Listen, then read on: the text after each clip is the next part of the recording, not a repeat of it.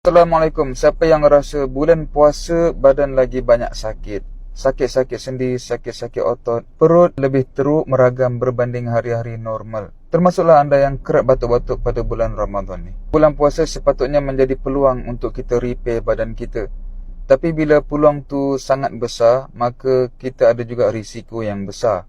Iaitu bila kita tak jaga makan, badan kita akan lebih teruk berbanding hari-hari normal. Sekarang saya nak bagi beberapa tips kepada anda yang berpuasa supaya badan tu lebih stabil dan tak banyak meragam lah. Nombor 1, elakkan makanan berasaskan tepung gandum. Bulan puasa ni ramai orang di craving. So bila buka puasa, dia beli macam-macam yang melazatkan lidah tetapi menderita di badan. Apan balik lah, wafer lah, pizza dan lain-lain, apa saja yang berasaskan gandum, yang ada gula, manis-manis, cubalah kurangkan seminima mungkin. Pada bulan-bulan biasa anda tak buat macam tu, tapi bulan Ramadan setiap hari wajib ada. Itulah menyebabkan badan anda kerap sakit. Sepatutnya kita ambil makanan yang biasa kita makan je, nasi, lauk, sayur. Tak perlu ubah yang tu. Anda makan tu, badan akan sihat walafiat. Nombor 2, anda kena banyakkan minum air putih. Waktu bulan puasa, bukan yang paling penting ialah makan. Bulan puasa ni yang paling penting adalah air. Sebagai manusia, kalau langsung tak makan,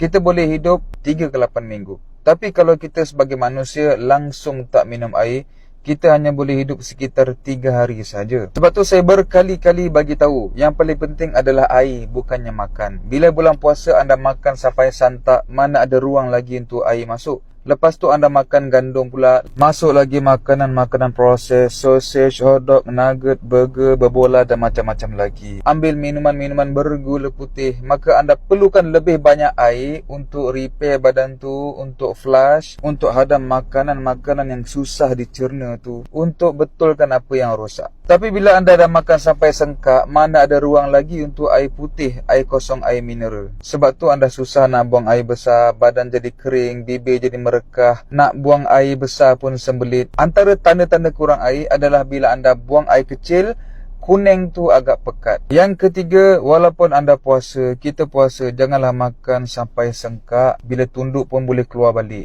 Kalau anda amalkan makanan macam tu, perut dan usus akan lebih mudah rosak. Dan bila sistem pencernaan kita dah rosak, imuniti atau kekebalan kita akan semakin menurun. Kita mudah diserang penyakit. Dan yang terakhir, saya saran ke anda, kalau nak minum air, minumlah air mineral water. Terutamanya pada bulan puasa ni. Air mineral lebih mudah diserap oleh badan berbanding air putih yang kosong tu. Tak kira lah daripada penapis air pun. Sebab apa, itu daripada pipe, kosong daripada mineral. Mungkin anda akan cakap, saya tak mampulah nak minum mineral water. Memang anda tak mampu minum mineral water sebab anda gunakan duit tu untuk beli apam balik, beli roti john, beli kari pap dan lain-lain. Maka tak mampulah beli mineral water. Sedangkan air mineral water tu lebih murah dan lebih value untuk anda. Kalau anda cakap tak boleh minum mineral water, anda ambil air putih biasa tu, campurkan garam 1 cubit. Dengan cara tu pun penyerapan air ke dalam badan akan lebih tinggi berbanding air kosong semata-mata. Jadi kesimpulannya, bulan Ramadan boleh jadi bulan yang baik untuk kita repair badan kita jasmani rohani. Tapi kalau kita tak jaga, dia akan jadi satu bulan yang mengerikan untuk kita.